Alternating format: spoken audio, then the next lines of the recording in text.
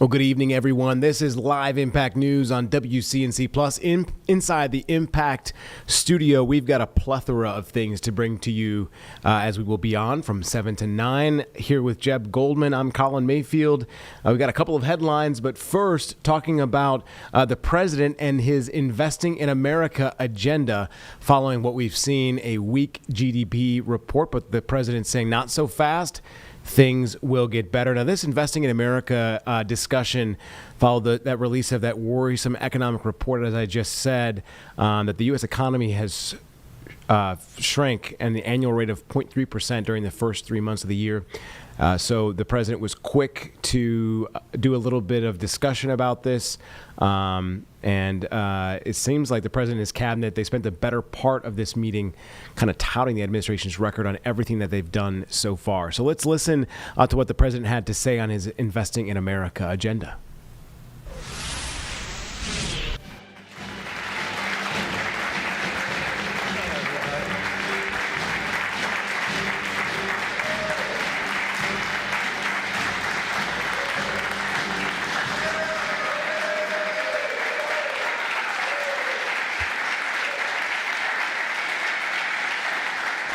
Well, thank you very much. Please sit down. Please, thank you. We have a lot of great political leaders and the biggest political leaders around, I guess you could say, but by far much bigger are the business leaders. It's not even close. I say that to my friends, the politicians. You have the greatest business leaders in the world here, so it's an honor. And this week we're celebrating the most successful first 100 days of any administration in American history. We're thrilled to welcome to the White House dozens of the world top leaders of all kinds, but in particular business leaders. And since the election, the companies represented in this room have collectively announced more than $2 trillion in new investments, and we have a total of close to $8 trillion all told. And there's never been anything like that in this country. We've never had anything close. I would say if you looked at the last administration, probably for 4 years they did maybe less than one. And we've done almost 8. I would say we'll be above 8 in a period of 2 months. So something happened. I think two things happened. November 5th happened, and November 5th gave you tariffs, intelligently used tariffs and various other forms of incentive. But it's really amazing. There's never been, I don't think there's ever been anything like this anywhere in the world. Together, we're going to bring back the most beautiful words. I always say made in the USA, the most beautiful words. We're going to have made in the USA like we haven't had before in a long time. In addition to the business leaders whose companies I will mention in just a moment, we have some great people, great senators. Marcia, where are you? Where are you, Martha? Marcia, thank you very much. Marcia Blackburn, Bill Cassidy. Bill, thank you, Bill. Ashley Moody. Ashley, thank you. And John Husted. John, thank you very much. And Representatives Byron Donalds, Buddy Carter, Rob Whitman, Mark Alford, Mike Rogers, Richard Hudson, and Abe Hamadeh. Thank you all very much.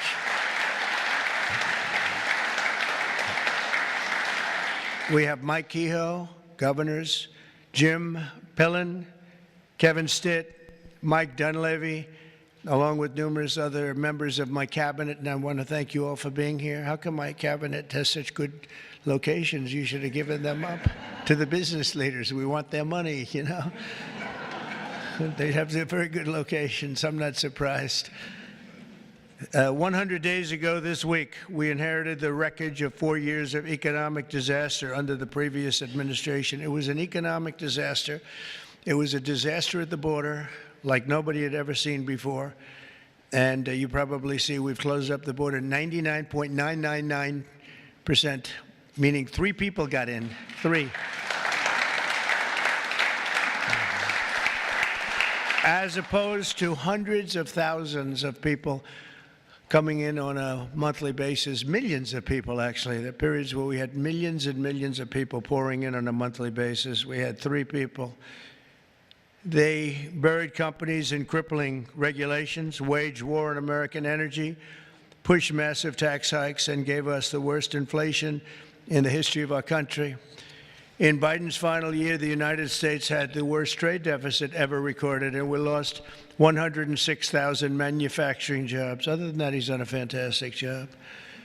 But now all that is changing, and all that's changing very fast, because we finally have the president who wants to put our country first. You have a president who believes in America first. In the first quarter GDP numbers just out today, core GDP, now we're removing distortions from imports, inventories, and government spending, was up plus 3%. But this is Biden's economy, because we took over on January 20th. And I think you have to get us a little bit of time to get moving. But this is the Biden economy.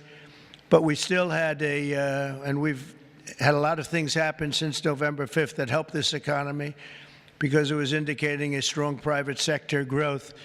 And it only started after November 5th. The private sector started really heating up after the election. Even though I wasn't there, people knew what we were going to be doing, and the private sector growth was actually very good.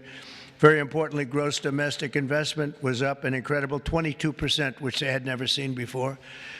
Every new investment, every new factory, and every new job created is a sign of strength in American economy and a declaration of confidence in America's future. We really do. We've never seen anything like this. Even Samsung, whose name isn't mentioned here, but I heard that they announced this morning that they're going to be building a very big plant, because they want to be able to beat the tariffs. That's the only way to beat them. The entire Trump economic agenda is about making it easier to do business in America, to create jobs in America, to hire American workers, and to build your factories here in America, not in China or any other country. And we're dealing with many, many countries right now, I will say. And I think I can say for Scott and for Howard and for some of the people that are dealing, there are too many to handle. I mean, to be honest with you, I'd love to hire some of the people running these companies. Boy, would you do a good job. I could have Jensen negotiate. He'd blow my people away, wouldn't you? I think even Howard would say that. Howard would say, we'll take them. He'd blow them away with big deals. One deal would be the end. That would be it. But we've terminated the Green New scam. It was a scam. And halted tens of billions of dollars of money, wasteful deficit spending. It was like throwing money right out the window. And in the coming weeks, we'll pass the largest tax cuts in American history. And I think even more so, we'll be doing things for business like you've never seen before. You saw it in a little smaller version at the beginning of our last term. You know, we had the most successful 4 years that any president has ever had. The stock market was up 88%. The other markets were up almost 100%. And that's despite COVID and all the crazy things happening. But we had a tremendous 4 years. We've given credit for that, actually. But our big, beautiful bill, as I call it, our big, beautiful bill, we may name it that, actually, will include 100% expensing retroactive to January 20th. So that's all the way back to just about the beginning of the year. So expensing 1 year, you take a deduction 1 year, so you can build your factories right now, essentially almost tax-free, if you think about it. Nobody's ever been given that. And we're going to make that expensing for a 4-year period at a full 100%. So last time we made it 1 year, and you had deductions. You'd go from 100% to 80 to 60 to 40 to 20 to Zippo. And now what we're going to do is we're going to keep it at that level, and we're going to have it for 4 years. So I believe that was one of the reasons that we had such unbelievable growth. Also, we allowed you to bring money back from outside of the country. It was impossible. You had to have 15 different law firms representing you. It was so complicated. And worse was that the tax rate was 65%. I lowered the rate substantially, but still a lot. You know, we shouldn't take your money just to hold you hostage, right? So we lowered it to a reasonable amount. And we took in trillions of dollars, came back. Apple brought in a tremendous amount of money. A lot of the companies here brought in a lot of money, and the businesses represented today clearly understand that if you build your factory in the United States, your tariff rate is 0, and you have other advantages too, and not the least of which is what I just said, having to do with the bill. Now, we have to get that bill approved, so call your local representative, please, and make sure that we get it approved, because I don't want to talk too early, but we're doing well with the Republican Congress. We have the Senate is doing great, and the House is doing great. John Thune has been spectacular. Mike Johnson has been spectacular. Marcia, you're in there working very hard and doing well. What do you think? Are we going to get it passed? We have to. Marcia, we don't get it passed, I'm blaming you. We have to. We have to get it passed. We will. I think we will. But I don't think we'll have any Democrat votes. If we don't get it passed, what would happen is your taxes go up 68%. Think of that. And we may not get one vote because they just vote against. It's Trump derangement syndrome, or maybe it's just they hate Republicans, or they hate what we're doing because they've lost their confidence. They've totally lost their confidence.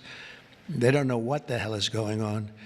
And we are going to get it done. It's probably going to be fully Republican. Fortunately, we have the House, we have the Senate. And we may or may not have a couple of grandstanders, I don't know. But if we do, it would be good if you could work on anybody. I mean, if I were a Democrat, I'd be voting for it 100%. Because I think it's very dangerous politically not to vote for it. Think of it, your taxes go up almost 68%. So, but it looks like we're in good shape, I think, and hopefully we'll get it approved. It'll be the biggest bill ever approved in the history of our country, and it'll be the biggest tax cut ever approved in the history of our country. And in addition to that, regulations, which I'm doing in and outside of the bill, will be as big or bigger than we did last time. We have the record for regulation cuts in the 4 years. We cut 4 times higher than any other president in a 4-year period. And we're talking about 8 years and 2-term presidents. We were 4 times higher than any other president in terms of regulation cuts. And I went to a friend of mine who happens to be in the room, one of the biggest business leaders. I won't mention him because I don't know, maybe he'll like it, maybe he won't. I said to him, so have you had your choice between the big tax cut last time and the big regulation cuts, which were the biggest, again, the biggest we've ever done? I would have said taxes, but he would have said regulation. I said, which was more important to you? Then he said, if I could only have one, yeah, if you could only have one, he said, most important would have been regulation. The regulation was more important than the tax cut. And I mean, we cut your taxes from almost 40% down to 21%. Now we're bringing your taxes down from 21% to 15% if you build your product, make your product in the USA. So if you make it in the USA, those chips, those beautiful chips, will make those suckers in the USA, and you're going to be all the way down to 15%. And I think there's never been anything like it. So now we're at the lowest scale for a large country, by far the lowest scale. Our pro-jobs, pro-American economic policies are a major reason that businesses around the world have announced $5 trillion of investment since November 5th, and now we think it's up to plus $8 trillion, and they're really coming in. They're really coming in fast. Some of them don't bother calling us. Some of them don't even want meetings. They just start their plants and start their factories. I want to express my tremendous appreciation to the business leaders here. You are really an amazing group. This is a who's who. I don't want to say, there's an expression if something ever went off, the entire industry would be wiped out, but I won't say that. I want to think very positively, and that could never happen here, could it? But I want to congratulate you all on your incredible success and accomplishments. You've been amazing. You're the biggest and the best. So I'd like to introduce some of you, President and CEO of Hyundai, Jose Munoz. Jose, thank you very much. Fantastic. Jose is investing $21 billion, including $5.8 billion for a new steel plant in Louisiana, which is a beauty. I saw a picture of it, which is going to create at least 1,500 jobs, just the plant alone. Thank you very much, Jose. Beautiful. Chairman and CEO of global shipping giant CMA CGM, Rodolphe Sade. Thank you, Rodolphe. Thank you very much. Fantastic. Investing $20 billion in creating 10,000 new jobs at least. Thank you very much. That's fantastic. You'll be very happy. President and CEO of Toyota North America, Ted Ogawa, investing $88 billion. Where's Ted? That's fantastic. Thank you, Ted. That's fantastic. Ted's investing $88 million for car production at its West Virginia factory, which is a beauty. I've seen it, actually. Congratulations. Thank you very much for being here, Ted. Co-founder and CEO of Anduril, Brian Schimpf. Oh, Brian. Thank you, Brian. He's investing $1 billion for a new manufacturing facility in Ohio and display. Next to me is their 125-pound Roadrunner drone. Where is that little sucker? Where is it? Which is that? Whoa. That's a nasty-looking thing. That's a nasty. I look up there when I'm having dinner outside. I used to look up and see the moon. Isn't it beautiful? Now you see the moon, but you see drones all over the place. And I say, let's get the hell out of here. That's a good one, isn't it, huh? I can see it. CEO of Worldwide Amazon Stores, Doug Harrington. Thank you very much. Thank you, Doug, very much.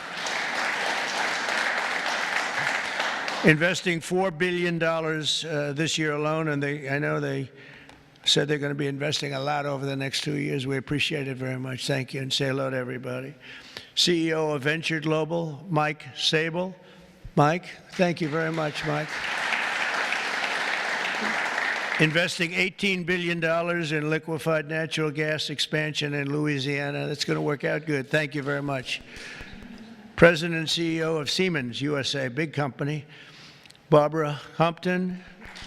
Thank you, Barbara. Thank you very much. Investing $285 million. Executive Global Chairman of Pratt Industries, friend of mine, Anthony Pratt. He's investing $5 billion. Thank you. Thank you, Anthony. I read a report today he's the richest man in Australia, but who the hell knows? Do you think you're the richest man in Australia? Close. I don't like to put you on the spot like that, Anthony, but that's pretty good. Thank you very much. That's great. $5 billion. Founder and CEO, Chobani Hamde Oliaka. Where are you? Thank you very much. Investing $1.2 billion. Thank you very much. CEO of Bell Brands USA, Yvonne Girard. Yvonne, thank you very much. Thank you very much. $350 million. President of Schneider Electric North America, Amar Paul. Amar, thank you very much. Investing $700 million for energy infrastructure, and its largest investment in its 135-year history. Chairman and CEO of Johnson & Johnson. Oh, I know, I've heard of that company, huh? My hair looks so beautiful because of your product. Joaquin Duato, $55 billion manufacturing plant and research and development and technology. Thank you very much, $55 billion. That's a lot. But you got to catch up with Apple and some of the others. We got to get you to make a little, one of the few companies that could do that, right? Chair and CEO of Eli Lilly, a great guy. Every time I talk to him about drug prices, he sweet talks me. He tells me about the middleman. The middleman keeps telling me about the middleman. By the time I leave the meetings, I was telling my people, I say, gee, he's giving us a great bargain. You know, but David, you have done some job. David Ricks, you have done some job. I'll see you later, too. $27 billion, doubling its manufacturing investment in the U.S., and he's got a very hot topic right now going, don't you? This stuff is doing really well, isn't it? Really hot company. Thank you very much, David. CEO of Novartis, Vas Narasimhan, and that's $23 billion. Thank you. Thank you very much. Thank you, Vas. CEO of Genentech, Ashley Mugargi, $50 billion. Whoa, that's a lot of money. Good, thank you, Ashley. That's a big one. CEO of AbbVie, Rob Michael, $10 billion. Thank you very much. Thank you. Good company. President and CEO of Thermo Fisher, Mark Casper, $2 billion. Thank you, Mark, very much. Chairman and CEO of Merck, great company, Rob Davis, $9 billion. Thank you very much, Rob. Chairman and CEO of Abbott, Robert Ford, $500 million. Thank you, Robert. Chairman and CEO of a company called IBM. Arvind, where are you? Where are you? Thank you very much. That's fantastic. $150 billion. That's all? That's great. Thank you very much. You've done a great job. You've done a great job with that company, too, I'll tell you. Chairman and CEO of GE Aerospace, Larry Culp. Larry, thank you very much, Larry. And Larry's investing $1 billion in manufacturing across 16 states, and with us as we have the model of their F-110 engine, which I hear is like, I must tell you, I hear it's the hottest engine there is. You got a gold mine over there, Larry, which powers our nation's finest fighter jets and other jets. And your big engine is really something that I hear is beyond anything that has been produced yet. So good luck with it. And Larry, I think we're going to ask you to say a few words, actually. So come on up. Thank you. Thank you. Thank you, Mr. President. It's an honor to be here representing all of my colleagues at GE Aerospace. We are today 125 years old, but we are inventing the future of flight. Today, we power 3/4 of the world's commercial airlines and nearly 2/3 of the U.S. military combat jets and helicopters. So what you see here with the F-110 powers 70% of the newest Air Force F-15s and the F-16s. I know you were in Michigan just yesterday. Yeah. This is the engine that will be under wing on the F-15EX Eagle II that the Michigan Air National Guard will soon be flying. We're excited about what's happening at our company. We're investing $1 billion this year, as the President said, across 16 states, not only in our manufacturing footprint, but with so many of the small and mid-sized businesses that constitute our supply chain. There's a lot happening. We're excited about it. Mr. President, thank you for what you're doing, not only to revitalize U.S. manufacturing, but helping ensure that the U.S. aerospace industry, one of our biggest net exporters, continues to lead the world in innovation. Thank you. Thank you. Thank you. Great job. And he has done a really great job. You took over a slightly troubled company, and now you've made it hot as a pistol. So that's really an amazing job you've done in a short period of time. Also with us is Chairman and CEO of SoftBank, Masa. Where's Masa? Masa, come on up here, Masa. Masa has pledged $200 billion plus another $500 billion with Oracle and OpenAI for a total of $700 billion. Thank you, Masa. Come on up, please.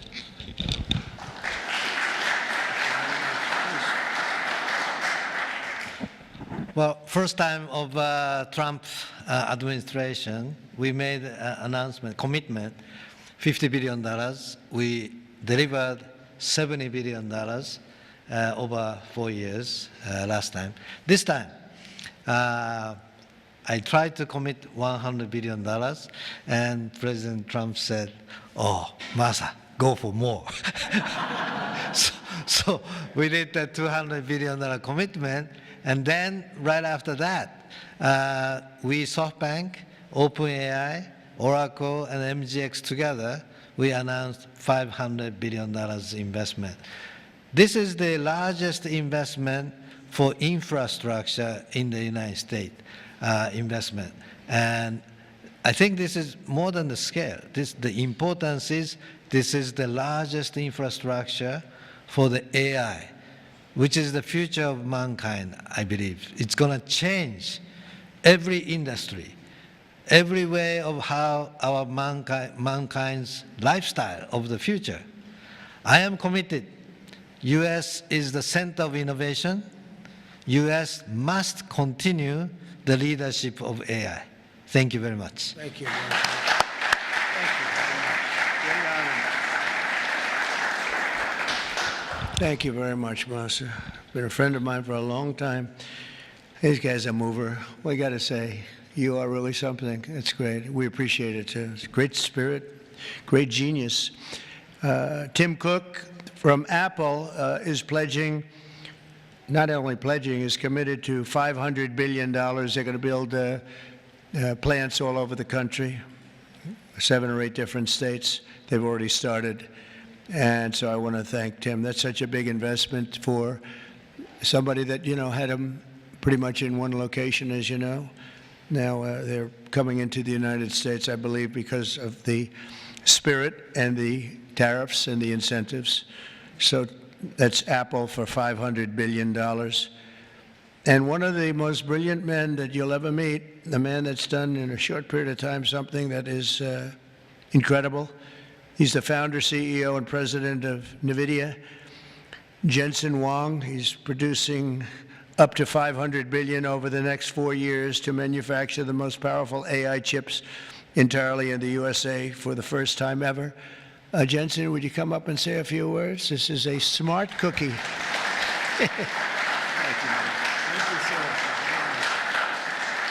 Thank you, Mr. President. It's a great honor to be here. NVIDIA reinvented computing for the first time after 60 years. In fact, Ervin at IBM knows quite well that the computer has largely been the same since the 60s. The IBM System 360 described really quite perfectly the computer that we use today. Central processing units, operating systems, the separation of hardware and software, I/O subsystems, multitasking. All of the words that we use to describe computers today were really invented in 1964, the year after my birth. Well, after all this time, we've reinvented computers again. This is what a processor looks like. It's on the right there. People say it's a GPU. That's one GPU unit, and it's 70 pounds, 60,000 parts, 10,000 watts. In order to manufacture it requires probably a couple of hundred companies in the supply chain. It is so heavy that it requires robotics to do. It's so precise. And just to test a supercomputer requires a supercomputer. And we're going to build NVIDIA's technology, the next generation of that, all here in the United States. Without the president's leadership, his policies, his support, and very importantly, his strong encouragement. And I mean his strong encouragement. Frankly, manufacturing in the United States wouldn't have accelerated to this pace. Manufacturing isn't about low-cost labor anymore. Manufacturing is about technology. And most of the factories that build these systems today are the most advanced factories in the future. And we're going to use artificial intelligence and robotics and omniverse digital twin technology to make it possible for us to create the factories of the future. And we ought to build it. We ought to build it right here. The really amazing thing is that this computer is the engine of a whole new industry. And this new industry is called artificial intelligence. And this new industry is a manufacturing industry in itself. That's a factory machine. Just as several hundred years ago, the dynamo was invented, water would come in and electricity would come out. Now electricity goes into this machine and incredible tokens come out, artificial intelligence. In order for this industry to thrive, we need to build these systems, of course, but we also need a progressive growth and industry-oriented energy policy, which this president has really put his weight behind. I really appreciate that. Without energy, we can't possibly have new growth industries. And we now have the backing of the administration, the backing of President Trump to support the creation of a whole new industry. This industry is going to enable a whole bunch of other industries. What we now call the AI infrastructure is going to revolutionize every industry that we know. All of the many CEOs in the room today are great partners of ours for that reason. We're working on artificial intelligence for many industries, from healthcare to drug discovery to life sciences, financial services, education, so many different industries. And that's going to be possible because we have the fundamental infrastructure here in the United States. And so I want to thank you, sir, for everything that you've done and the strong encouragement and the great policies that make it possible for us. Thank you, sir. Very much. Thanks.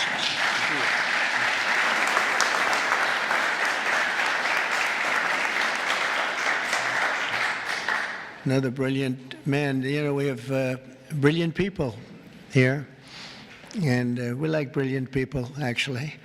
But we have a lot of brilliant people in this group, and it's an honor to be with you. Past 100 days have been fighting to reclaim our jobs and bring our country back to a level that it's never seen before, and again renew the American dream, which is what we're doing. We have tremendous spirit. I don't know if you've heard, but it's become really quite a story. I see Pete's right over here, Secretary of Defense. We have the largest number of new enlistees or people enlisting in the military forces that we've ever had. And if you remember, 6 months ago, we couldn't get anybody to sign up. And that's a big turn in a very short period of time. And November 5th had a lot to do with that, and our Secretary of Defense and a lot of the people that you see sitting here really had a lot to do with that. There's great spirit. I can say that also with the police forces throughout the country. We're having a hard time filling them up. It's a dangerous job, but now we have waiting lists at almost every place. And that's an amazing accomplishment when you think. It's amazing.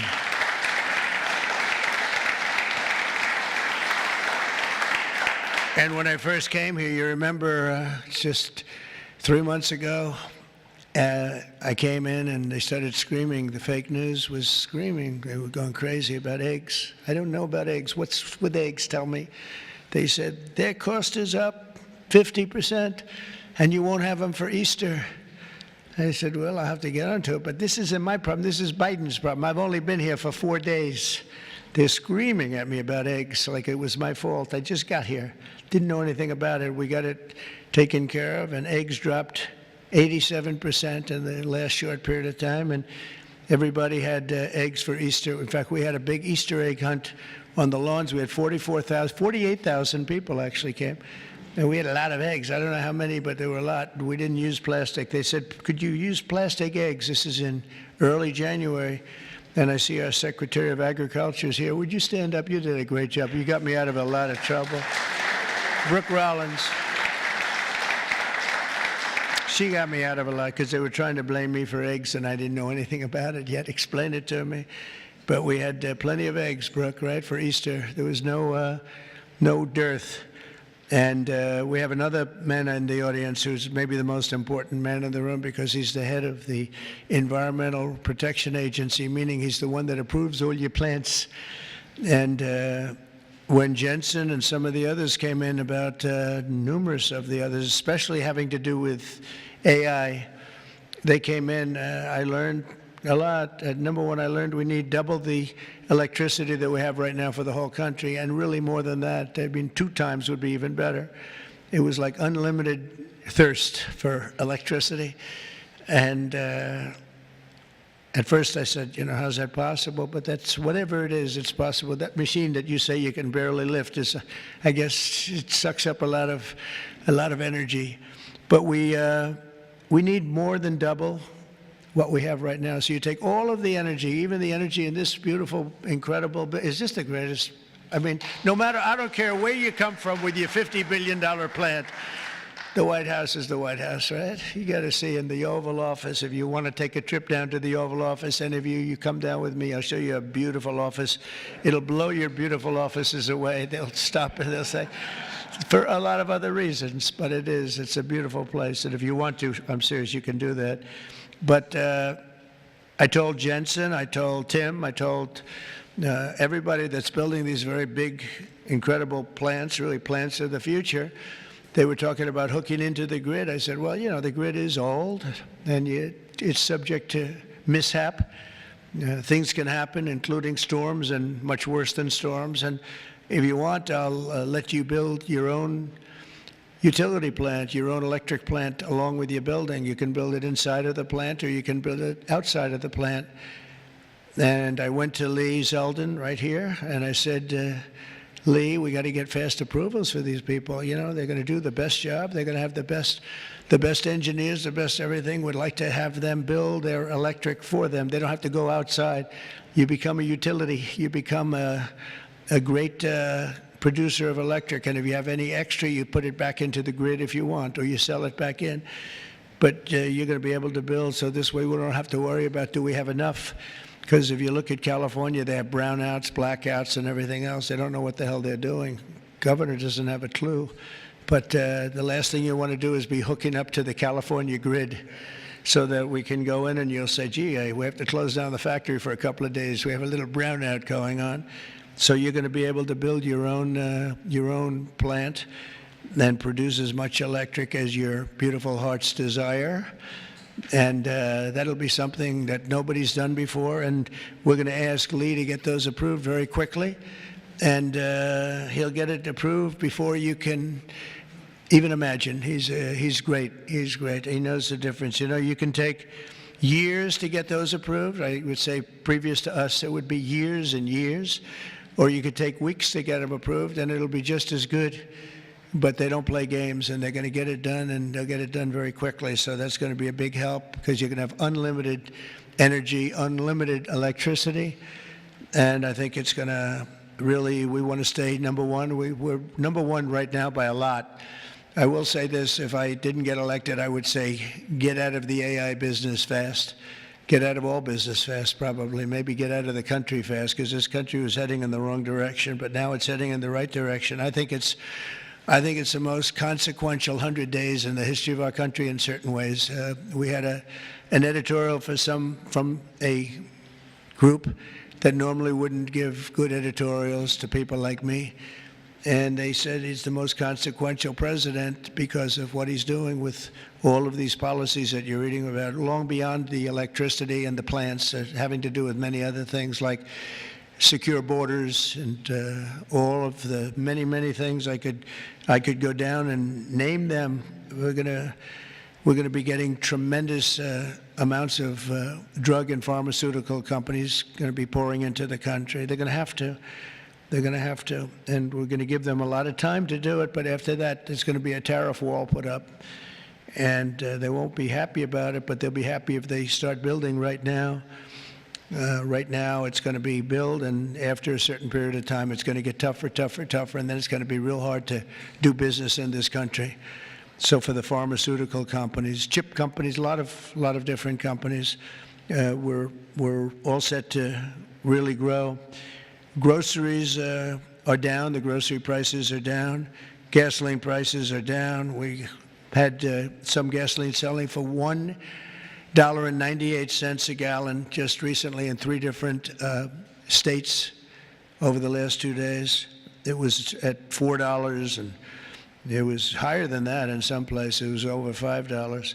We have it way down. Energy prices are down all over the country. Mortgage rates are actually down slightly, even though I have a guy in the Fed that I'm not a huge fan of, but that's all right. These are minor details. Don't tell him I said that, please. As the cameras rock and roll back there. No, he should reduce interest rates. I think I understand interest a lot better than him because I've had to really use interest rates. But we should have interest rates go down. It would be positive, but it's not going to matter that much because ultimately what we're creating has much more to do with other things than it does just pure interest rates. But it would be nice for people wanting to buy homes and things.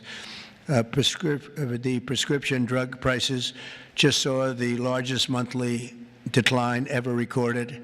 So, David, I'm having a little bit of an impact, at least on you, as I just browbeat. I browbeat this guy. He's got he looks like he's 25 years old. He has this massive company, Eli Lilly, and it has no impact on him whatsoever. But I just see this number just came out. It's the largest monthly decline ever recorded. Yeah, but it's probably about 2%.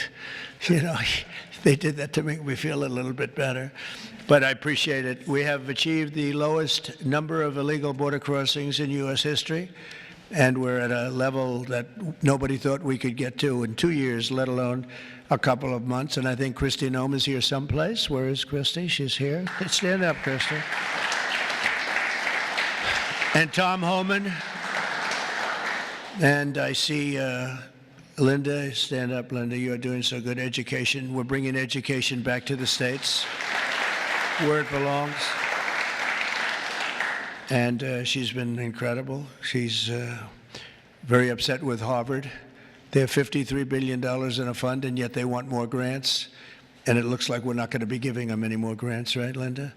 And, you know, a grant is at our discretion, and they're really not behaving well, so it's too bad. But our country is roaring like never before. Nobody's ever really seen anything like this. And again, the big thing is whether it's $8 trillion or even more than that, by the end of the year, it could be a number that would be, I think it's already, there's never been anything like it, but this is in a period of a couple of months. I think by the end of the year, the numbers will be just staggering. It's really going to be something very special, and I'm very honored to be with you. And I'd ask if anybody has any questions, please. This is your time. This is your time. You'll be live on television, all the fake news back there. Now that'll keep them down, right? That's the way to keep them down, unless they're bad people, in which case, unless they want to make some news. Would anybody have any questions? Anybody? Business leaders? You want to know anything about depreciation? No? I love it. We've done such a good job, we don't have to take. Howard, would you like to say a couple of words, please?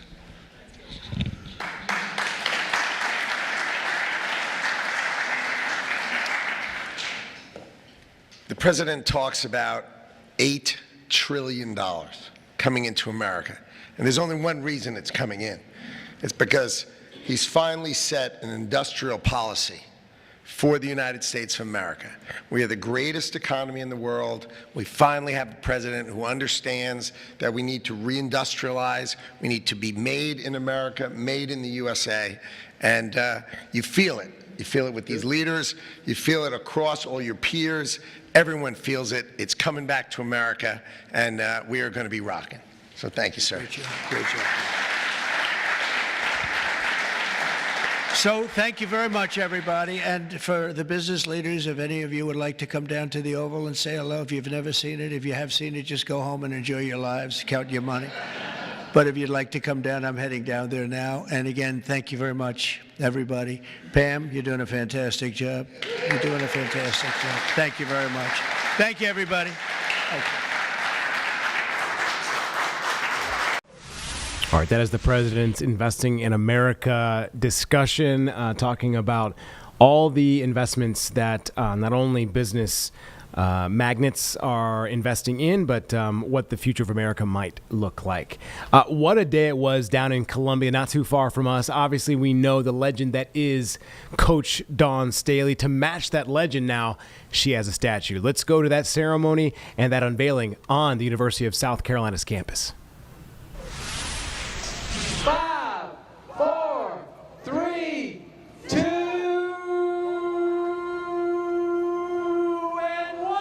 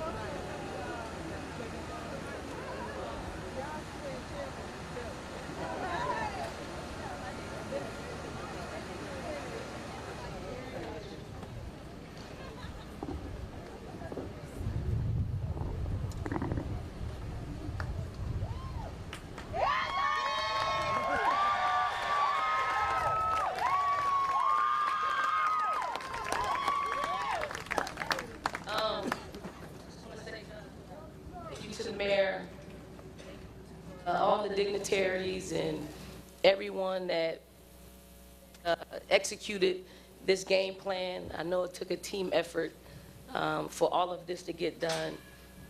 I actually tried to cheat a little bit and walk by it because I walk every day, and you all kept it covered, like forever, forever.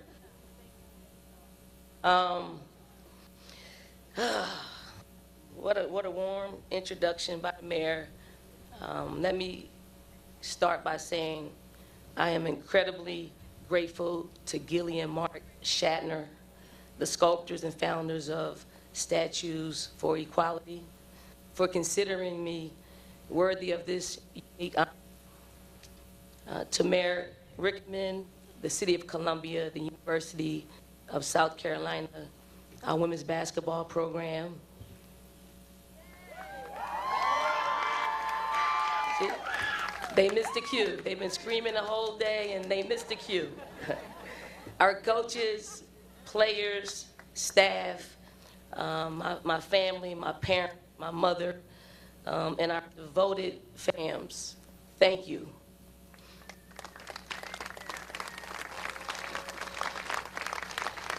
And to AFLAC, thank you for believing in the power of girls and women and for investing in our potential both on and off the court. This honor is an interesting one for me. If I'm being completely honest, having a statue in my image was never a goal or even a thought.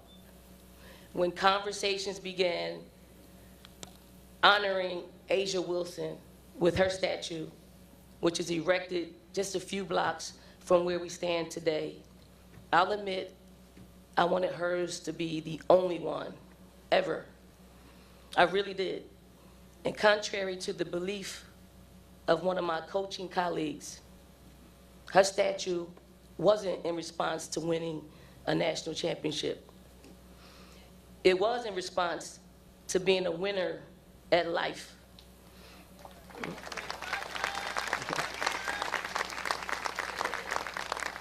It's a tribute to a hometown hero, a symbol of what's possible for the youth of Columbia when passion meets preparedness. Asia Wilson represents excellence, perseverance, and discipline. There's no one more deserving, no better example for the young people in this community. So when the idea of a statue honoring me was introduced, I was against it. I didn't think it was necessary, but then Mayor Rickman and Coach Tanner told me about the statues of equality and the unfortunate truth that only about 6%, Mayor, I think you said 5%, I think this statue might have added to that percentage, but only 6% of statues around the world recognize women. The organization's sole mission to correct that statistic, ensuring that women are acknowledged, remembered, and that when women aren't represented, half the population is left out of retelling of history and the many accomplishments women have had in shaping the world. I took some time to check out the Statues for Equality website, and I combed through the many women who have been honored throughout the years. Some were names I recognized immediately, while others I had to look up. But what stood out most was that each of these women, in her own way, had created change. Some quietly, some boldly, but all relentlessly, and most often without recognition. It has always been apparent to me that most women doing the work that creates change don't have platforms. But for those of us who do, we have a responsibility to speak loudly for them and for those women who come after. After all, there is still so much to be done. Did you know that women earn 84 cents on the dollar to their male counterparts? And black women, only 66 cents on the dollar. Globally, women occupy only 33% of leadership roles across all industries, and only 10% of all Fortune 500 CEOs are women, which means we are effectively locked out of the boardrooms where decisions are made for and about us. It's important that we all representation to speak for our own interests, because representation matters. So I agreed to the statue, not for me, but for the girl who will walk by one day and wonder who I was.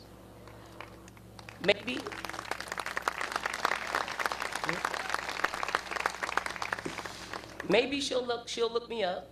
She'll see that I did some things in basketball, of course, but I hope she sees much more. I hope she sees that I was a champion for equity and equality, that in my own way, I pushed for change, that I stood proudly in the space God called me to inhabit, not as someone perfect or extraordinary, but as a regular girl who used her gifts to open doors so other girls wouldn't have to knock as hard.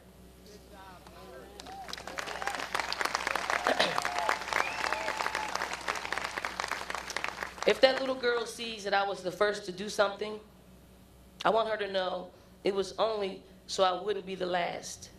I want her to see me as an example of what can be accomplished by giving intentional effort every day. But if she wants to see greatness, well, Asia Wilson is up the way.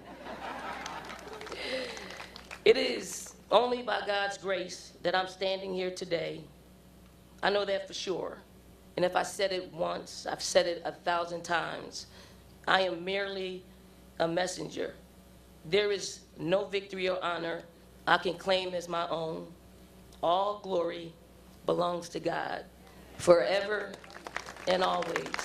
Thank you from the bottom of my heart. Thank you.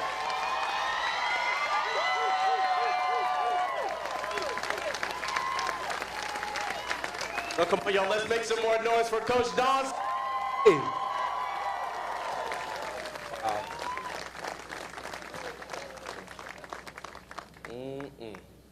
Being the first so that she wouldn't be the last. Wow.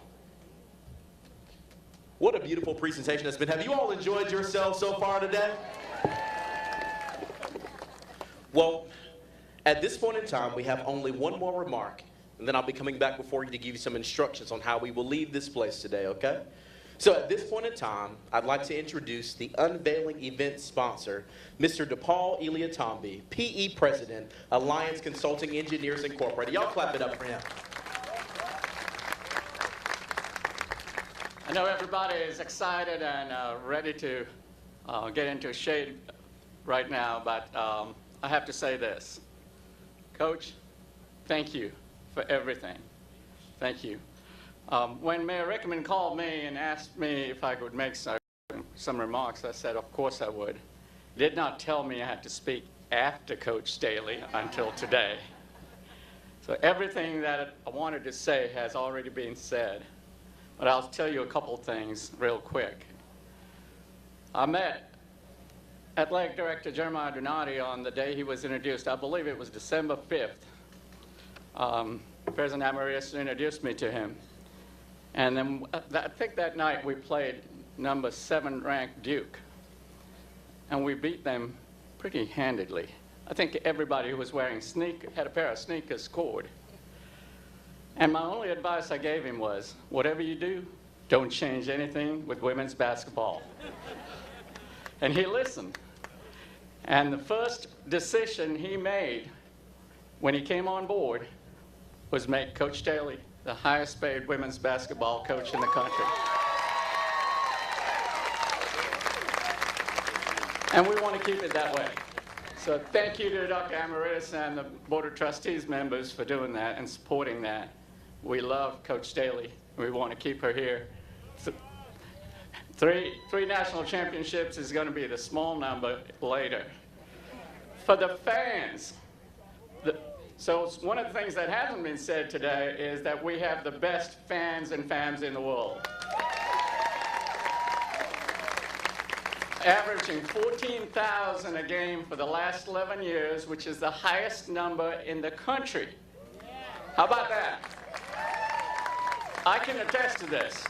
2 years ago, I started the season with Coach in Paris, France. We ended up in Cleveland, Ohio. I was there. This year, we started in Las Vegas, Nevada, and we finished in Tampa, Florida. I have already got my tickets to Los Angeles, California for November 15th. We need to paint Los Angeles garnet and black and show who the real Juju is. And Coach, no pressure, but Phoenix, Arizona, I've got my hotel booked there too, April. So I want to finish up with this by saying thank you, but I want to bring two of the biggest fans I know in women's basketball. Judy, would you join me here? And Lou Kennedy, would you come over here? I can tell you, any place I go, Lou and Judy are always there. So let's get them fired up for 2026. This side game, this side top. Ready? Game!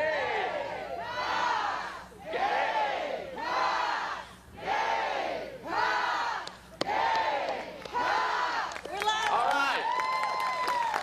Mayor Rickerman, thank you. Awesome. Clap it up for him one more time, y'all. One more time. One more time. One more time.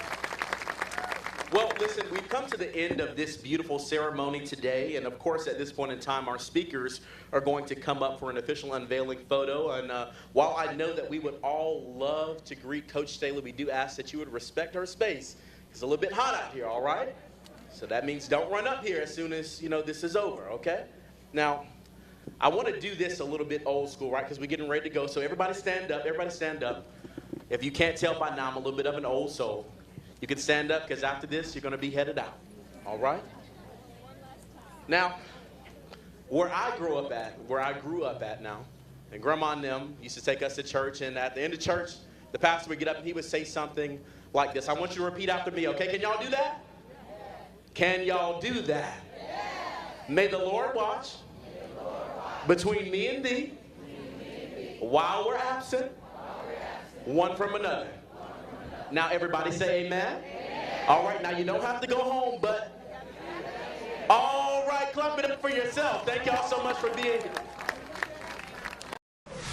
Well, what a ceremony that was. Obviously, that is near the University of South Carolina's campus. If you were headed down to Columbia, check it out. Maybe take a picture with the statue of Dawn Staley.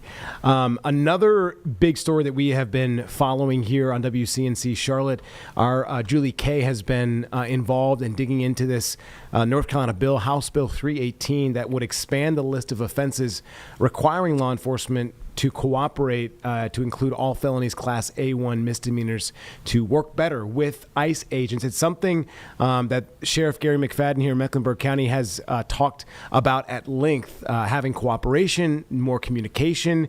In this bill, which was passed through legislation on Tuesday, is going to require statewide that these county sheriffs work more closely with federal officials on immigration and arrests. So we have this discussion with Representative Lopez, I do believe, on this ICE bill, and Julie Kay, a little bit of discussion back and forth. Let's listen in so we can glean more information from this. So part of the beauty of me being in Charlotte is I am remotely listening to hours and hours of House session. And yesterday, it was fascinating. So many people got up and spoke. You were one of them about this House Bill 318. So I'd like to start with why you felt compelled to get up and speak, specifically about, safety and due process, especially since you represent Mecklenburg County, which was really at the core of this debate. Absolutely. I mean, and you hit it on the head. It seems like it's personal between Mecklenburg County and Speaker Hall, which is bizarre to me. And so not only because it's Mecklenburg County, but House District 112 is one of the most diverse districts in our state. We have a range of people who are represented in this district from a range of countries, some immigrants, some native, some children of immigrants, but everybody is that I've heard from that I've had reach out to our office in steadfast opposition to this bill, primarily because of this just feeds into a national narrative that this new administration is pushing to scapegoat immigrants and then to harshly treat immigrants at that and deport them really with zero due process that they are or should be guaranteed under our Constitution. They've shifted into this mode to where if you are here illegally, you aren't due process, which I personally disagree with. Constitutional scholars disagree with, and so I felt compelled to speak up against it because just before we came to Raleigh, or before I came to Raleigh Monday, I had a meeting in our district with advocates, immigration advocates, and they brought up House Bill 318. I don't even think they knew at the time it was going to be something we were discussing this week, but they brought up how because of this administration's deportation action and just immigration enforcement, some of the folks that they are in constant communication with are now living in a pretty much constant state of fear. They're like paralyzed and afraid to go out, afraid to go to work. Some of their children who are students in our Charlotte Mecklenburg schools are afraid to go to school. And when they are in school, they're facing bullying because they're being made fun of because of what's happening at this macro level, that people that look like them are being deported. And so as somebody who represents so many of these folks, I just didn't feel like I could sit there and be silent about something like that. It had to be brought up that under current law, and I made this comment yesterday on the floor, that in the first month of the administration, 450 or so detainers were issued for North Carolina specifically, not Mecklenburg County, but just the state. And out of those 450 or so, only 12% of those individuals with detainers were actually picked up. That's under current law. So House Bill 10 that Speaker Hall wants to expand, that's under current law, that ICE isn't doing their job. Yet now he wants people like Sheriff McFadden to use even more Mecklenburg County Sheriff's Office resources to hold folks when ICE apparently isn't even doing what they're supposed to do. So it's a bad bill. It wouldn't change much more except adding more crimes for which people would then be subject to being held, violating their due process, and then again, spending more taxpayer dollars on behalf of the federal government. I'm really glad you brought that up because I think that was a really interesting part of the debate. I mean, I know, of course, you're against this period as an idea, but even if I guess what you're saying is this is what Speaker Hall wants, this bill does not really accomplish that. Because, I mean, I talked to Carolina Migrant Network yesterday and they brought up this would probably double the taxpayer dollars that are being spent to hold people for that long. And so for people that aren't close to this issue in Mecklenburg County, though I think a lot of people are, how would you explain to them why this affects everybody? I would say the moment they start chipping away at due process for people who are immigrants is the moment we open the door for them to chip away at due process for native-born Americans. And I'm sure many people have heard this saying over the first few months of this administration, a slippery slope. And it truly is. The moment you turn a blind eye to one injustice is essentially saying you're okay with even more. And I refuse to be in this position and to do that. I was proud that almost all of our caucus took the same position yesterday because we see it for what it is.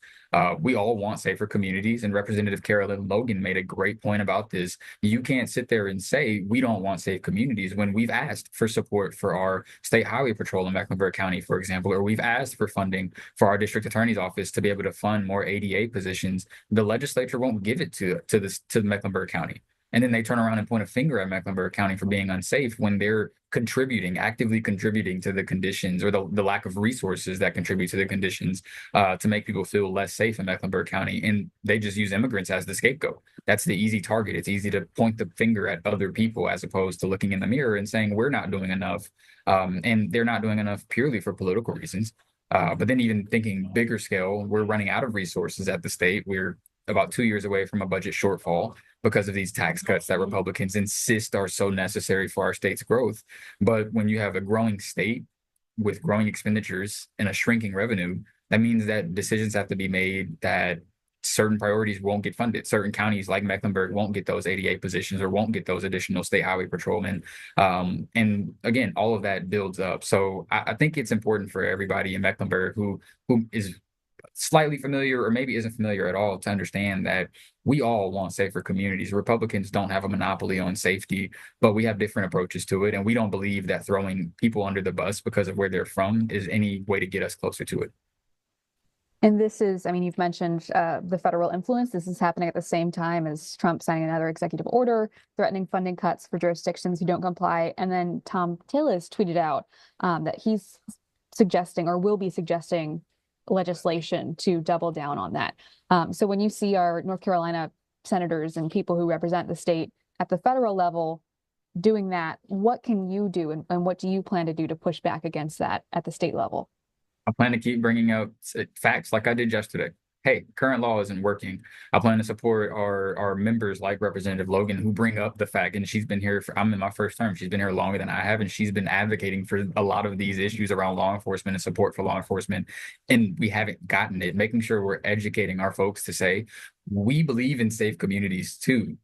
They don't, at least not in the same way that we do. They see this as, if you're not from here, if you speak a different language, if you're a person of color, somehow, some way, you're directly or indirectly contributing to our rise and to people feeling unsafe or to this drain on resources. And I think it's important for us as legislators to bring facts to that conversation, to speak up and speak out on the floor like so many of us did yesterday in these situations, and then also to be educating our constituents on exactly what's going on and exactly why we are in the position that we're in. So that way they're equipped with those facts as well. So when they hear Republicans speak to immigration in the way that they have over the past few months, they know exactly, they can point out the lies, they can point out the misinformation, and then when we get to a ballot box again, we can all collectively make decisions to ensure we're putting the right people in place to advocate for the things we actually need to make our community safer and stronger. Anything else about this or any other bills that you're paying attention to you want to add? So I don't think so, at least not on House Bill 318. I will say, and I don't mean for this to necessarily be a part of the interview, but just for your awareness, there was a Senate bill yesterday that was passed out of, it was like a sentencing enhancement bill for immigrants specifically, and I had a document on, let's see if I have it here. Yeah, I got it here. I believe it's House Bill 216. Okay. So it's not a Senate bill, it's a House bill. And then Senate Bill, 153 does some similar work to what 318 does, but then it has an extra section basically deputizing DPS, State Highway Patrol, SBI to essentially do the same thing that they're requiring sheriff departments to do in House Bill 318. So there's a lot of anti-immigrant legislation moving.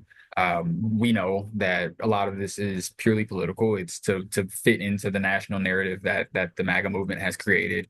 And we're just trying to do our best to make sure people know we all want safe communities, but we also believe in our Constitution. We believe in the rights that are guaranteed to every person here. And these bills won't do anything in the short term, medium term, or long term to make our communities safer. It just scapegoats other people. Well, thank you again for doing this. I know you only had a few minutes, but I will add that probably to the end of the story too, and say like, hey, like there's more going on. Sure. Just to make sure everyone else is aware as well. So thank you for pointing that out. No problem. And I wish I could explain a little bit more on them. I'm really just mostly familiar with 318 at the moment, but just wanted to point that out for your awareness that there are several bills moving around right now. I have 1 minute and 30 seconds to put everything that's happened into TV. So don't worry about it, because I could think just mentioning at the end and then following up on it later will be good. Sure. But thank you again for your time. Thank you. And if you have anything else in the future you want covered, just let me know. Okay, perfect. Thank you very much, Julie. Have a good one. Bye.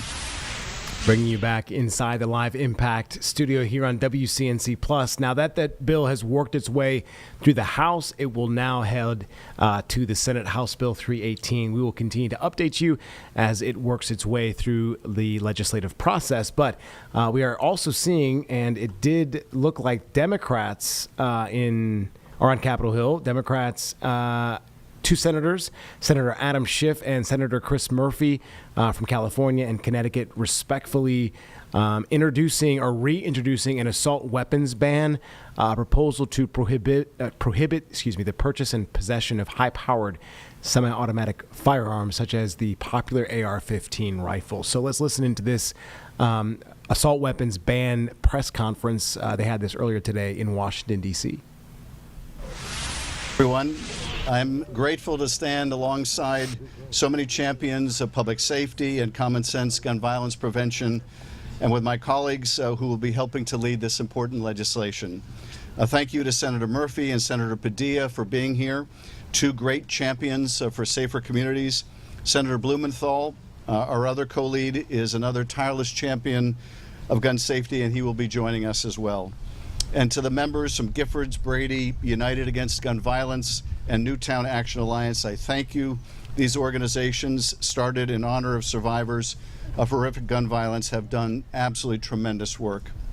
We have 3 brave young people, survivors of horrific mass shootings that took place at their schools during their childhood, and we are grateful to have their voices and their stories here today.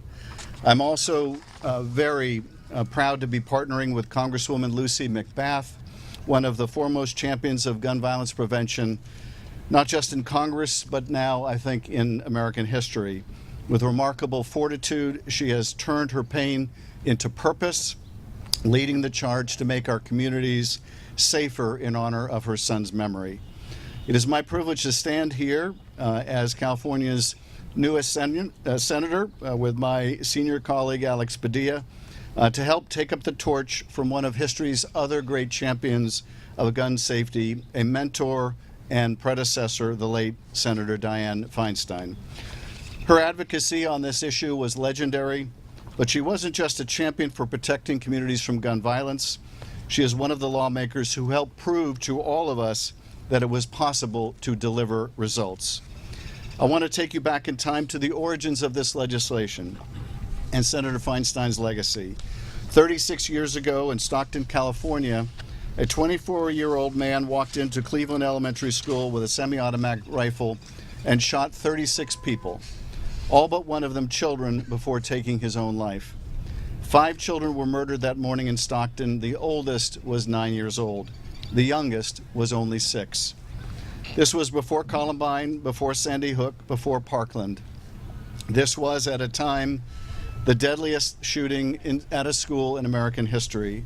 And sadly, this was also at a time when politics did not get in the way of the obvious reaction that any lawmaker should have had in the face of this tragedy. 4 months after this horrific shooting, my great state of California led the nation by becoming the first state to create a law prohibiting ownership of an assault weapon like the one that was used that day to murder young, innocent school kids. This is how public policy is supposed to work. In the face of tragedy, those whose responsibility is to make laws to protect our society must ensure that steps are taken to protect that heartbreak from repeating. Senator Feinstein knew this. She had firsthand experience in the wake of gun violence when her colleagues, Mayor Moscone and Supervisor Harvey Milk, were murdered mere yards away at San Francisco City Hall. Senator Feinstein took the inspiration of that tragedy in Stockton and California's action to the Senate. And within 5 years, the United States would follow suit, passing the first and only ever ban on assault weapons in 1994. The result in the 10 years that it was in effect is clear. An American's likelihood to die in mass shootings fell by 70%. 70%. Gun massacres fell by nearly 40%. And when the ban expired in 2004, allowed to die by a Republican Congress in the pocket of the NRA, gun massacres rose 239%.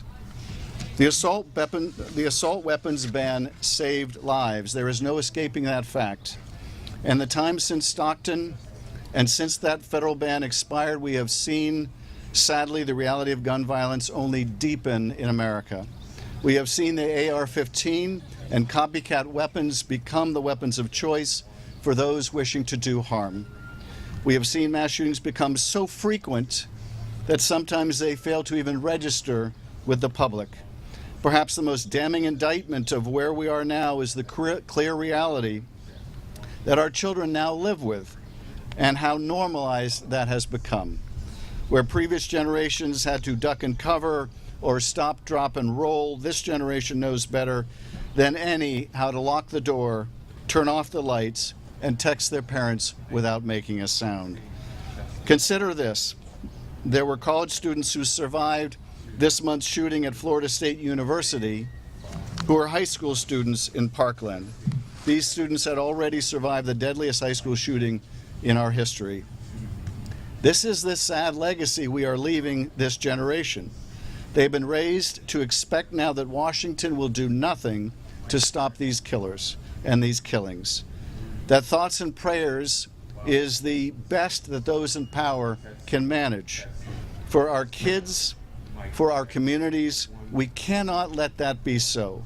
We must continue to keep the pressure on, to build on the success we found in the last administration, to find common ground on gun safety, and to remind people that this common sense measure has already proven to save lives before. We cannot allow another student, another family, another community to become the next in that horrible club that includes Stockton, San Bernardino, Thousand Oaks, Monterey Park, Poway, Fresno, and far too many other communities in California and across the country. The time to act on this life-saving legislation is now, not tomorrow, not next week, and not when the next tragedy strikes. I now turn over the microphone to the great champion for ending gun violence in America, Congresswoman Lucy McBath.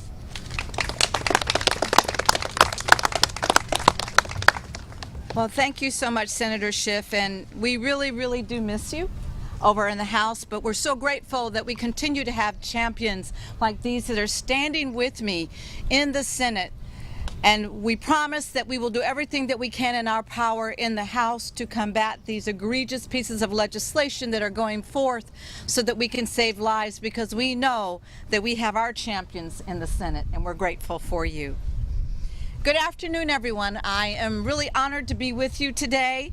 I'd like to thank Senator Schiff and Senator Murphy, Senator Blumenthal, and Senator Padilla for their support for gun safety legislation in the Senate and for joining me here today. I also want to thank the more than 100 House members who have signed on as an original co-sponsors of our bill, and each of you who are here to cover today's reintroduction of this really, really critical and important legislation. At a time when we are fighting on countless fronts against attacks from the Trump administration, we must not lose focus on our mission to end gun violence here in America and to save lives. I came to Congress because I lost my son due to gun violence, the senseless act of gun violence. In my advocacy to prevent more of these tragedies from happening, I've met scores and scores and scores of survivors and heard story after story of the change that we need because of the carnage of assault weapons and the harm and the damage that they cause. All too frequently, these are the weapons of choice for school shooters in America, and they are disturbingly easy to access. This is uniquely an American problem. Assault weapons were designed for one purpose only: to carry out massive lethal attacks by sustained rapid-fire shooting in just a very short period of time. Truly, these are weapons of war made for simply the battlefield and not our streets, not our schools, not our communities. Too often, we hear from gun safety opponents that partisanship is what prevents us from reinstating an assault weapons ban. I'd like to remind those opponents that this is a policy on which President Jimmy Carter and Ronald Reagan shared the same opinion. Together with Gerald Ford, these former presidents wrote Congress in support of a federal assault weapons ban in May of 1994. And for the 10 years following, this country had a bipartisan assault weapons ban on the books, and it was working. We have the data to show that this policy saved lives. A 2019 study examined American mass shooting fatalities from 1981 to 2017. During the 10-year federal ban from 1994 to 2004, mass shooting fatalities, just as it was stated moments ago, were 70% less likely to occur. So why then do our Republican colleagues continue to refuse to act? Is the campaign support from the NRA worth more than the lives of the very constituents that they swore an oath to protect and serve? Is fear of a political challenge an unacceptable answer to give to grieving parents who have lost their children in a school shooting? I challenge those who believe that this epidemic of gun violence is too great a challenge for our deliberative body to solve. The Republican majority has been mum in response to more than 100 daily gun deaths in our country. More than 100 people in this country die every single day, and they are silent. And they have continued to dig their heels in the ground while our families continue to be ripped apart. We owe it to the American people to seek solutions to this problem, to seek solutions to their pain and to the carnage and to the broken families and the broken communities, not hide behind the gun lobby and its waning influence. As we reintroduce this legislation today, we will continue to advocate for banning assault weapons to every legislator on this Hill who will listen. And for those who refuse to listen, don't worry, we are not backing down. We know that a majority of the American people are on our side. The polling, the data, the research shows that. As long as these weapons of war remain a threat to our children and our classrooms and innocent civilians in grocery stores and civilians in our movie theaters and those in our houses of worship, I refuse to stay quiet. I owe my son that legacy. And for all the families like myself that have lost loved ones due to the carnage of gun violence, I promise you, we will never back down and we will never stop fighting for you.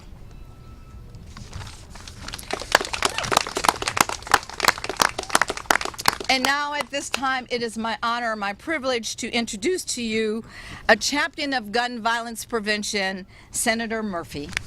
Thanks, Lucy. Appreciate it. Well, Lucy, thank you so much. You are a hero to so many of us, and you are right to remind our opponents, the gun lobby, Republicans who choose to continue to stay silent, that we are never, ever giving up. This is the moral cause of our country, to make sure that our children do not fear for their lives when they walk out their door every morning to walk to school or while they sit in school. It's really hard to explain the power of a modern assault weapon, an AR-15 or an AR-15 variant. The image that comes to mind for me is the image in the hallways of that school in Uvalde, Texas. Inside a classroom was one frail young man with an assault weapon. Outside that classroom were 300 armed law enforcement guards and officers, cowering, afraid to open the door to that classroom because they feared not that young man, but they feared the single weapon that he had in his hands. One AR-15 up against 300 armed officers, and the AR-15 won that day. And there are dozens of children who are dead. So we are here today to just tell you that we're not giving up. this bill is important. It will save lives. You heard what happened for the 10-year period when this country came together on a bipartisan basis and decided to ban assault weapons. But we continue to have proof after proof that when we change the laws to make it just a little bit harder for dangerous people to get their hands on dangerous weapons, we save lives.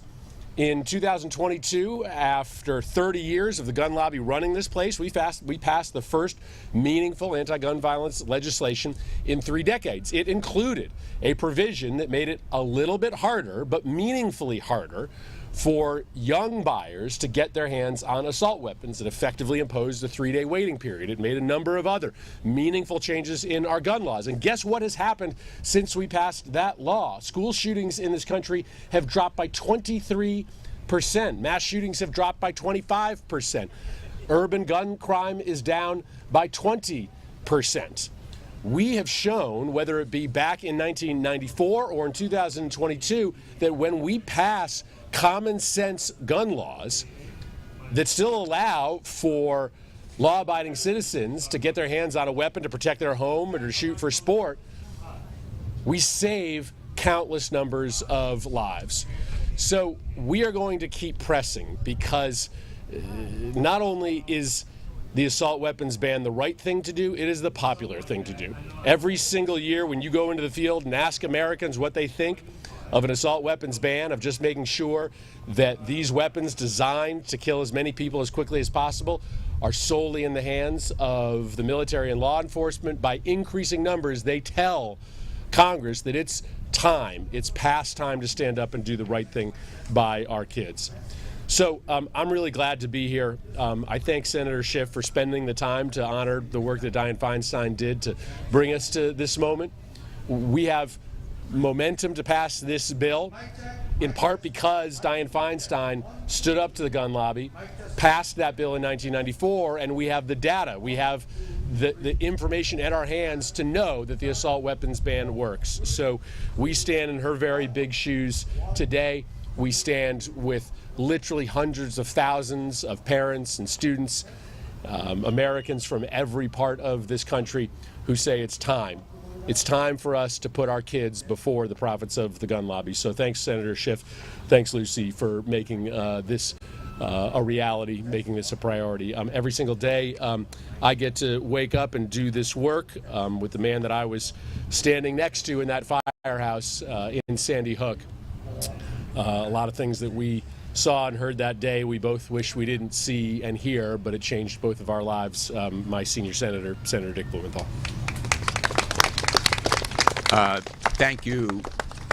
Thanks, Chris. Thank you, Senator Murphy, Senator Schiff. Chris is right. We went through the heartbreaking trauma, the sickening experience of going to the firehouse after that Sandy Hook massacre and meeting the parents of those children. I had been involved in this issue since the early 1990s as Attorney General of the state of Connecticut, when Connecticut passed its assault weapon ban, and it was attacked in the courts. I went to court, tried the case, argued it in the state Supreme Court after we won it in the trial court, and Connecticut had an assault weapon ban. But we all know that guns have no respect for state boundaries. The strongest assault weapon ban by any state is no better than the weakest in another state. And that's why we need this national law. A national law will save lives. And my thanks to Senator Murphy for championing the Bipartisan Safer Community Act. We know from the numbers that he just gave you, the numbers tell you these measures work. Keep guns out of the hands of dangerous people, dangerous to themselves because they want to commit suicide, or dangerous to others, and you save lives. But what is so searing and profound for me are the faces and voices of the victims. In their name, we need to honor their loss with action. Honor with action. we can save lives if we take the lessons from the laws that have been passed. And in Connecticut, where we have a stronger assault weapon ban, we have Ethan's Law requiring safe storage. We have a better background check bill. We have a red flag statute. The combination of these measures has reduced gun violence dramatically. These laws work. They save lives. We ignore that lesson at our peril, but more importantly at the peril of children and moms and dads and others who are the real victims. And the trauma of assault weapon injuries and deaths is not just the individuals who are injured or killed. It is also the trauma of seeing it, of hearing about it, of experiencing it when kids learn or watch it.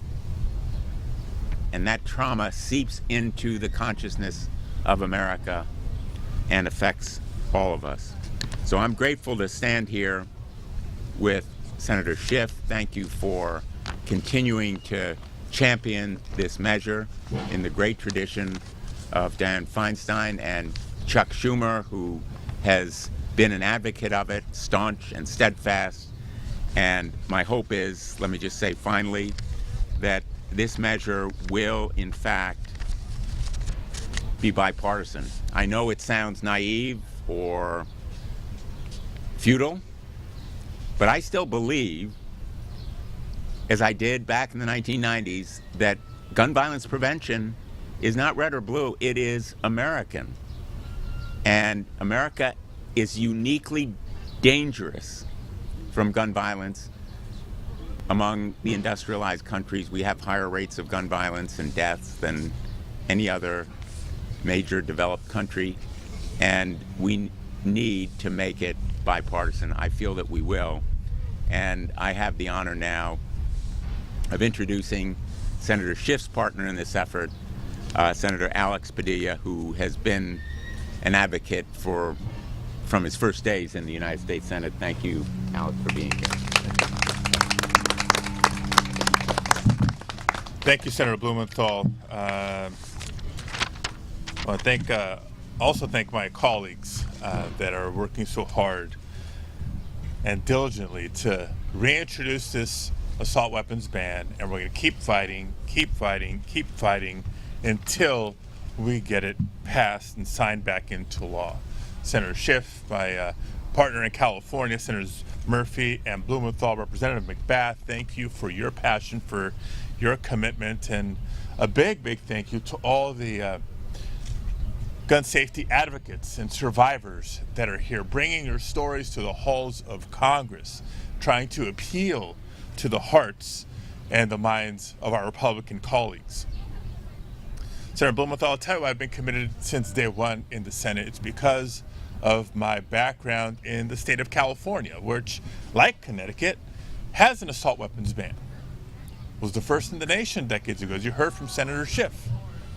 And the numbers don't lie. The assault weapon ban works. Fatalities are down because of it. Lives have been saved. The number of incidents have been reduced. But as you pointed out, state laws stop at the state line. And as long as it's easy for someone in California to leave the state and bring back an assault weapon, or somebody from a neighboring state to come to California with an assault weapon, we're still at risk. And so we need a national ban, as we had once upon a time under the leadership of our predecessor, Senator Feinstein. We're at a point where each year a new town in America is added to a heartbreaking list. A list that includes Columbine, Newtown, Parkland, Uvalde, Monterey Park, and many, many more. Now, I stand here not just as a senator, but as a proud father of 3 school-aged children. It was troubling enough the first time one of my kids came home and I asked them, so how was school today? In California, we're not unfamiliar with fire drills and earthquake drills. But when a child comes home explaining to parents what an active shooter drill is at school, it should make us all mad that that's what we are living in the United States of America in the year 2025. It doesn't have to be this way. Let alone the thought that there's been shootings in schools elsewhere in America, and it can happen in your own community. If it can happen anywhere in America, it can happen anywhere in America. And when it happens, our Republican colleagues may offer their thoughts and prayers, but sadly, that's it. They'll offer thoughts and prayers and then sit back and do nothing. If they do anything, it's they actively block our efforts like advancing an assault weapons ban and other common sense gun safety legislation. The country deserves better. And for those who hear the false argument that, oh, what about the Second Amendment? This is not about the Second Amendment. This is about saving lives. And it's not that complicated. As you've heard, the questions are actually very basic. Should military assault weapons be on the streets of our communities? No. Should weapons of war be found in our grocery stores, at concerts, in houses of worship? No. Are our Republican colleagues more loyal to the gun lobby or to the constituents that elected them to make their communities safer? So yes, today we are proudly and adamantly putting the assault weapons ban back on the table because we know these bans can save lives. We know they reduce the number of mass shootings. And we know that if we fail to act, more Americans, more children will die. So we're calling on our Republican colleagues, please have the backbone, have the courage to stand up and protect your constituents, protect our communities. Have the courage to put people over profits. And to all the advocates that are here, and especially those who are watching at home, please don't lose hope. Nearly 3 years ago, under Senator Murphy's leadership, we did pass the first gun safety legislation in 3 decades in America. And we know full well we did not do it alone. We did it because of your voices and your advocacy and your activism. You made a difference then, you're going to make a difference again. So as long as we're willing to fight for our children, we can't lose hope. There is hope. Call your members of Congress. Organize. Speak out. We can and we must win this fight. Thank you very much.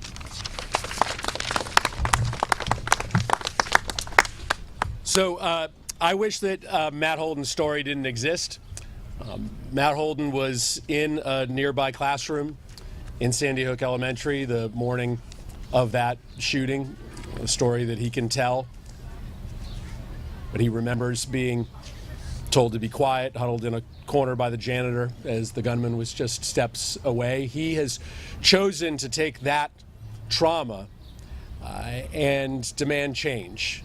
So we're really glad here today to be joined by a number of courageous advocates, including young men and women like Matt, who have been survivors of these mass shootings. Matt is currently a student at George Washington University. He has been a very active member of the Newtown Action Alliance, and I'd like you to give him a big, warm welcome.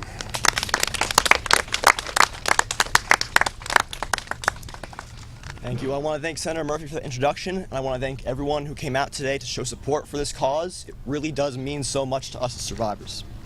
Well, like the senator said, my name is Matt Holden. I'm a student at George Washington University, an advisory board member of the Newtown Action Alliance, and I'm also a survivor of the Sandy Hook school shooting.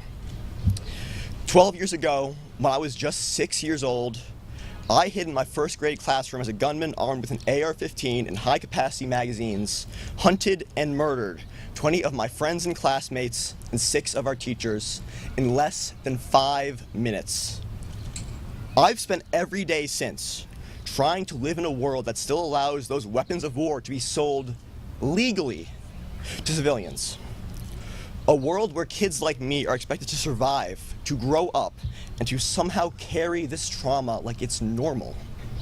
It is not normal. What happened in my school should have been the moment this nation changed, but it wasn't. So survivors like me had to become the change. Alongside the families from Newtown, Parkland, Uvalde, and other communities impacted by AR-15 shootings, I have walked the halls of Congress. We've shared our pain. We have begged lawmakers to put lives before politics. And in 2022, we helped pass the assault weapons ban through the House of Representatives. We did that. Survivors did that. Not because we wanted to, but because we had no choice. Today, I want to thank Senator Schiff, Blumenthal, Murphy, Padilla, and Representative McBath for reintroducing the assault weapons ban of 2025. This bill is the product of years of tireless organizing by people who lost everything and chose to turn their grief into action. It honors the legacy of Senator Dianne Feinstein, and it represents the strongest, most comprehensive legislation we have to get weapons of war off our streets. AR-15s do not belong in our homes or our schools. High-capacity magazines do not belong in our communities. These are not tools of self-defense. These are tools of mass murder. We know it. The gun industry knows it. Congress knows it. I'm 18 now. I go to class. I study for finals. I try to build a future for myself and my future family. But every time I hear about another school shooting, I'm back in that classroom in Sandy Hook. I'm back to being just 6 years old, hiding, listening, waiting to die. That memory doesn't fade. It just hardens into resolve. We don't need thoughts and prayers. We need courage. We need action. And we need every single member of Congress right now to decide if they're going to stand with us, the survivors, or stand with the industry that arms the next shooter. Pass this bill now so that no other child has to grow up with a lifetime of trauma. Thank you.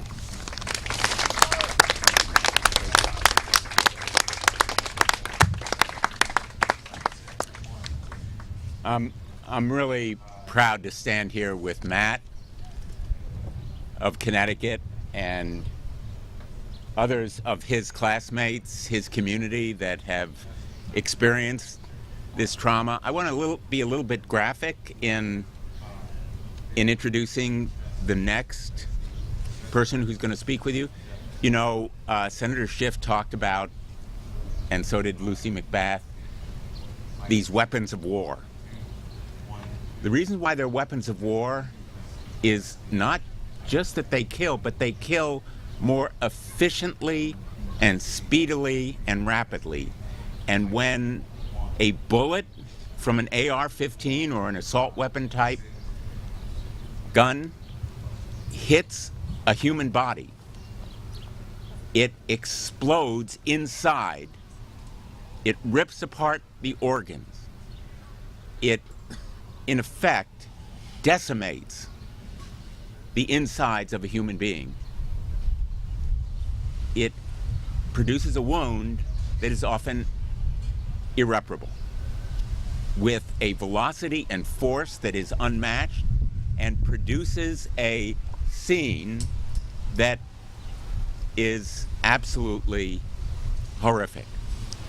And a young person like Aliyah Eastman, who has lived through the Parkland shooting, has experienced that trauma and still has the courage and the strength to come here and talk about this cause with the clear-eyed strength and courage that this movement demands. And it is a movement because of young people like her and Matt.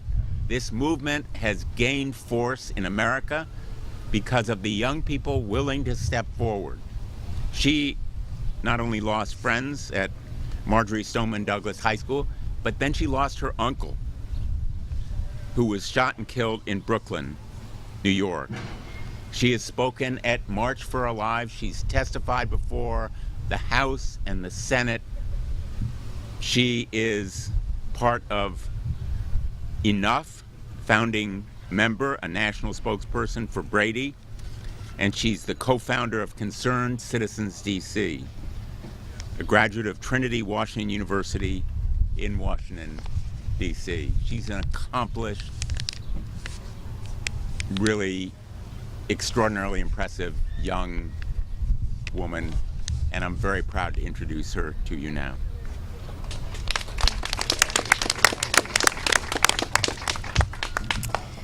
Thank you, Senator Blumenthal, for the introduction. And thank you, everyone, for being here today. And a special thank you to Senator Schiff and Representative McBath, and all the other sponsors for introducing the assault weapons ban of 2025. My name is Aliyah Eastman, and I am a youth organizer and co-founder of Team Enough. In 2018, I survived the deadliest high school shooting in American history.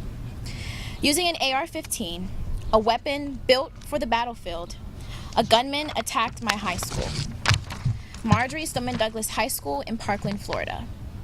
It only took 6.5 minutes for my classroom to become a war zone. 6.5 minutes is all it took to murder 14 of my classmates and 3 school administrators. 6.5 minutes is all it took to injure another 17. 6.5 minutes and 150 rounds of ammunition.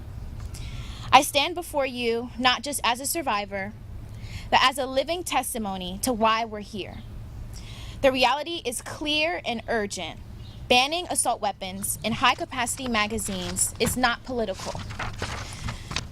It's a necessary, life-saving solution to our nation's disgusting and egregious gun violence epidemic. We should be embarrassed. Our nation's survivors, like myself, especially child survivors, should not be able to relate to war stories from our veterans. But yet, because of the proliferation of these weapons of mass destruction in our communities, we can. In shootings where assault weapons or high-capacity magazines are used, 155% more people are shot and 47% more are killed. The expiration of the federal assault weapons ban in 2004 continues to create devastating consequences for the safety of our communities. This is BS, because we know these laws work. In the decade after the ban expired, there was a staggering 347% increase in mass shootings and a 239% increase in fatalities. Just look at the deadly shooting at Florida State University just 2 weeks ago, a school where many of my classmates from Parkland attend, who now have had to experience their second mass shooting. How many lives will it take for change to finally happen? We don't need thoughts and prayers. We can't just blame the actions of an individual when this country continues to put profit over the lives of children, your children. At FSU, the shooter used a .45 caliber pistol to kill 2 innocent people and devastate the lives of an entire community. What's even more frightening is that he had an AR-15 waiting in his car, the same gun used to kill my classmates. If he had returned with that assault rifle, how many more innocent lives would we be mourning today? If the shooter from my high school's gun didn't jam, how many more innocent lives would we have mourned? Americans are living in fear every day because of these weapons of war. Communities are forever wounded. Children are afraid to go to school. Teachers are afraid to go to school. And parents are afraid to send their children to school. This isn't the reality we have to live in. The fear that grips our schools, movie theaters, places of worship, and even parades is not inevitable. It's the direct result of policy choices we can and must correct, or else we are a country full of cowards whose hands are stained by the blood of American youth who are gunned down in a country who continues to show them that they don't care about their lives. So as we witness the Trump administration dismantle critical gun safety measures at the federal level, Congress must step up to pass this essential assault weapons ban. This is and has been life or death. Thank you.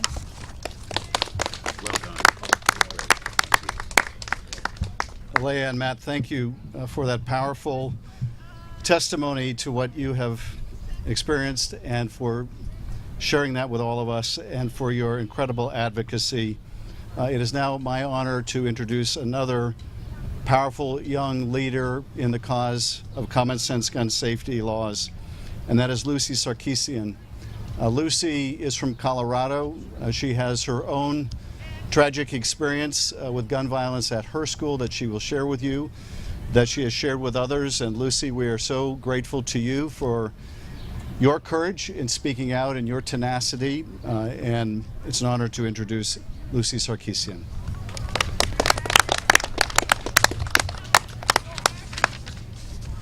Hi, I'm Lucy Sarkisian, and unfortunately, like Alea and Matt, I'm here because I too am a school shooting survivor.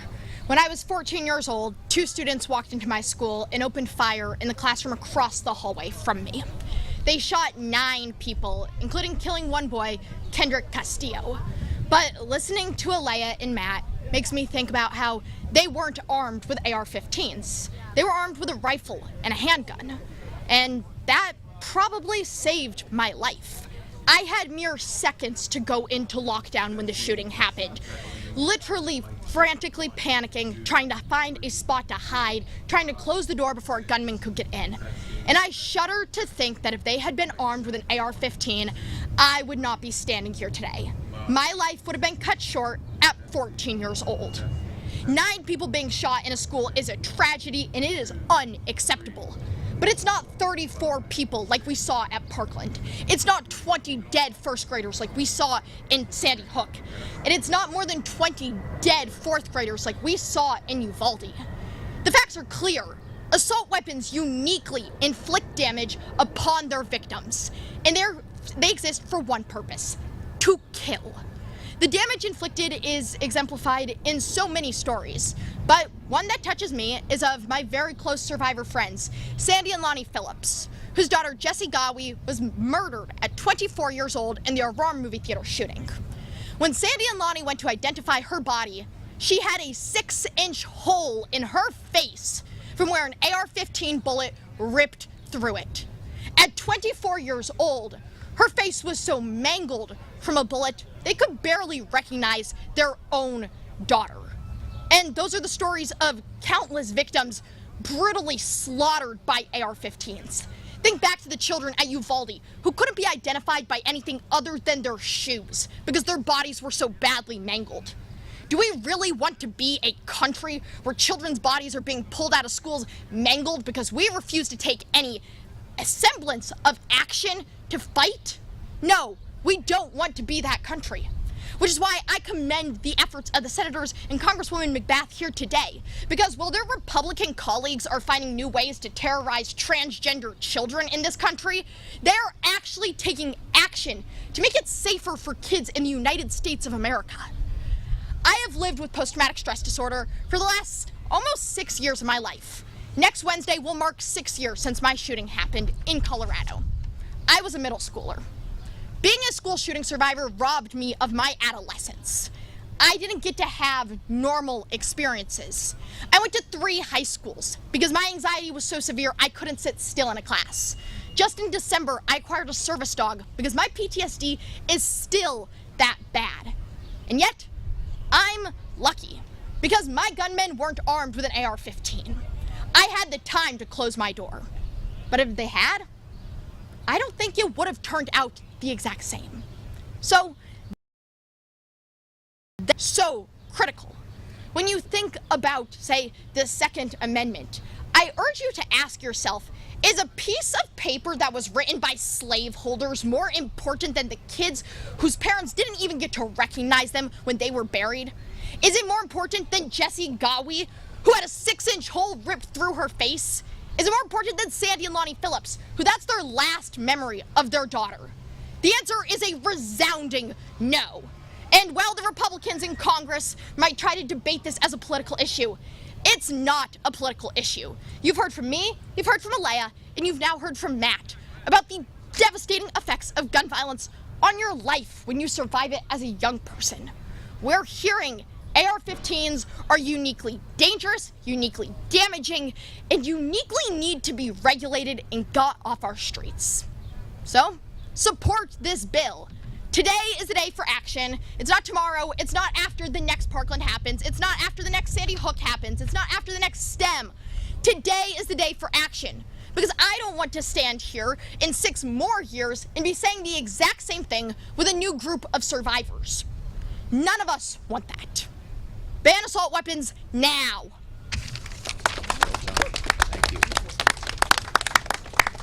Lucy, thank you so much. Well, nothing could be more powerful than what these young people have said and what they have experienced. And I thank them for turning that traumatic experience of their life into the most powerful advocacy possible.